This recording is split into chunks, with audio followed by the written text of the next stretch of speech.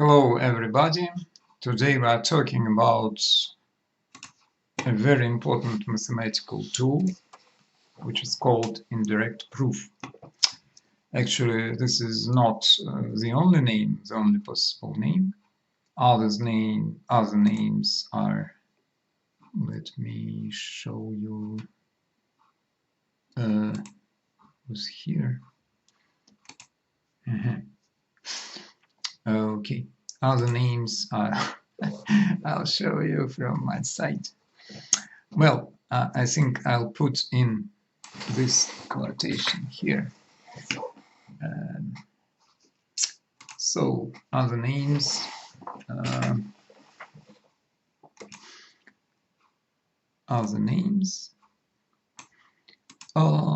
proof by contradiction. I'll move it here. This is a quotation from Wikipedia, and I'll underline.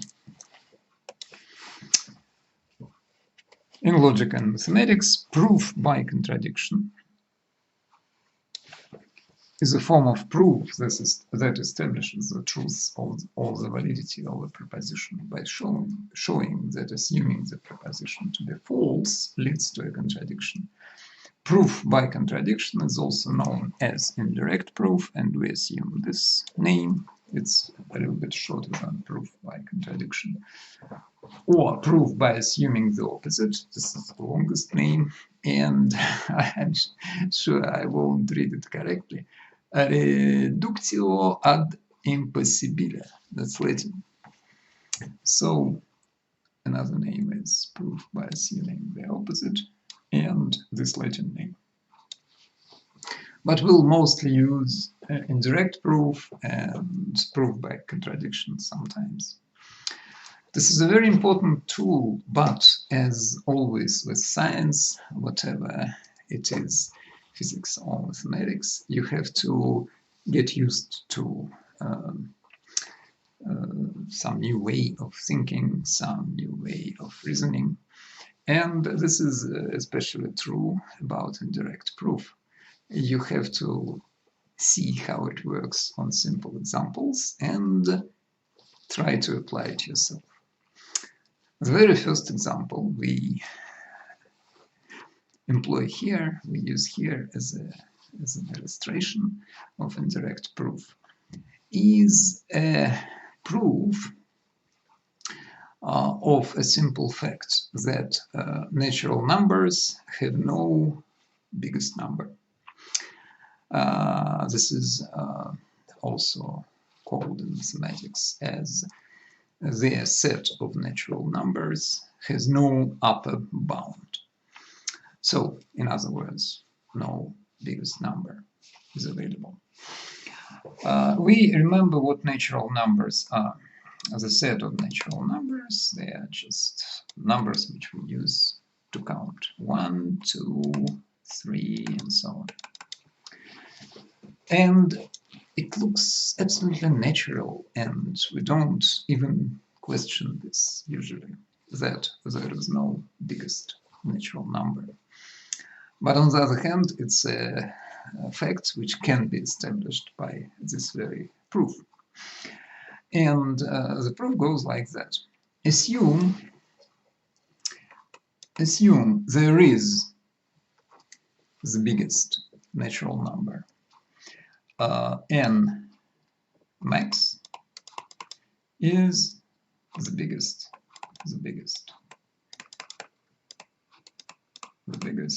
natural number.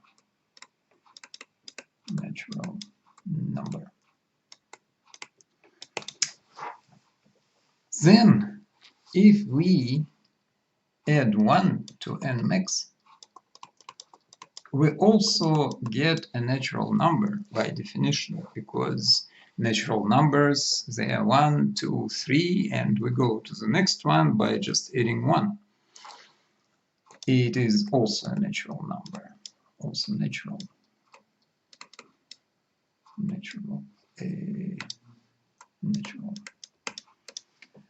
But n max plus 1 is greater than n max, which is a contradiction. So we came to a contradiction. It means that this set has no upper bound.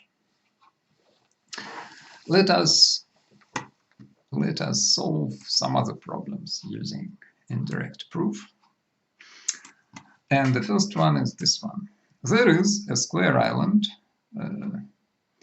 4 by 4, 4 kilometers by 4 kilometers in area.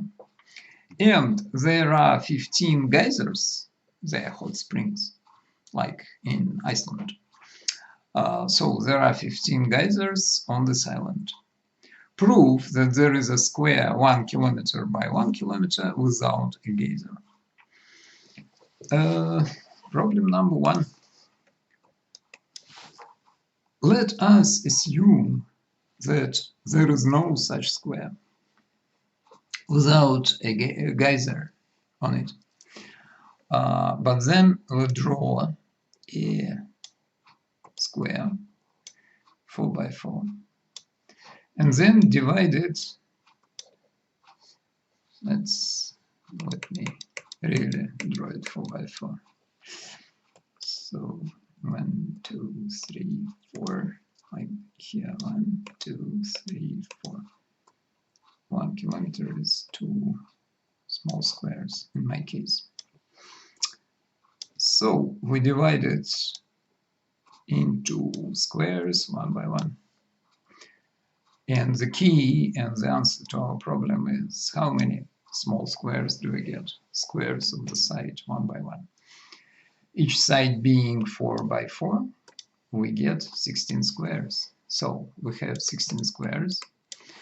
And as we assumed that there is no square without a geyser, we conclude that there are 16 geysers on this island. But we know that there are only 15. We came to a contradiction. So it means that there must be one square, 1 by 1, with no geyser at all. This sounds, if you think about all the possibilities, how you distribute those squares, they shouldn't be like that exactly. You can shift this. You understand that there are so many possibilities, but your proof establishes this fact for whatever the distribution of hot geysers is. Then let's look at number 2. 15 black and white marbles are arranged in a circle. Prove that there are 2 marbles of the same color next to each other. I even edit these 2 marbles, all the same color next to each other. All right. Let's put number 2 here.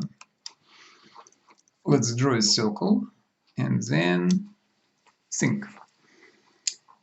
If there are 15 marbles altogether, some of them are white and some of them are black. What can we say about white and black, about the numbers of white and black marbles separately? If the total number is odd, like in this case, it means that one of them is even and another is odd. Because only in this case, when we add 2 numbers to numbers, we get an odd number as a result. Only if we add 1 even and one odd. Because if we add 2 even numbers, we get an even number, of course. But again, if we add 2 odd numbers, we get an even number again. So one number is odd and one is even. And let us assume that assume the opposite. Prove that there are 2 marbles of the same color next to each other. Let us assume that there are no such marbles. So All our models, they go like that. Black and then white. Black and then white. Black and then white. And it doesn't matter how many pairs I draw, but in this case, I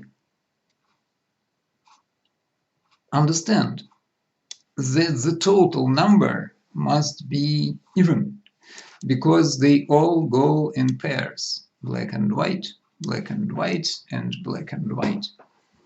So if we have this situation when they always go one color then another, then one color then another, and there are no such combinations as two blacks together or two whites together,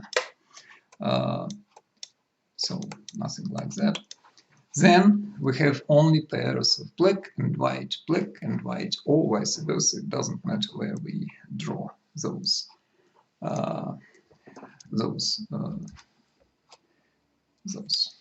things.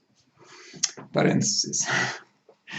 Well, and it means immediately again that the total number should be even, but the total number is odd. It means that such situation is impossible. We can't have an odd number out of any number of pairs like that. So this is a contradiction. So there must be somewhere. And if this number, I mean 15, is greater than, if we modify this problem so that this number is not 15, for example, 101, or any odd number very big, the proof remains the same.